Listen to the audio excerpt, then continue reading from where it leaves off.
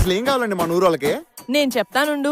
మంచి జరగాలి, ఊరు మారాలి, స్కూళ్ళు కావాలి, జాబులు రావాలి, జాతకాలు మారిపోవాలి. అయ్ బాబోయ్, అద్భుతాలు జరిగిపోవాలి.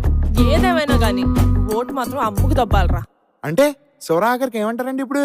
డబ్బిచ్చేటోళ్ళని మింగ ఓట్లం మెట్టోళ్ళని మింగ 5 ఏళ్లకు అమ్ముడు పోయే గొర్రె మందల్ని మింగ.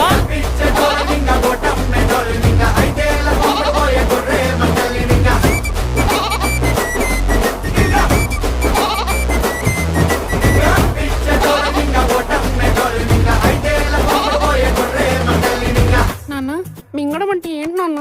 ఇప్పుడు డబ్బులు తీసుకుని ఓట్లు అమ్ముకున్న వాళ్ళందరినీ నమ్మిలి మింగేయాలన్నమాట. నమ్మిలి ఓకే నాన్న.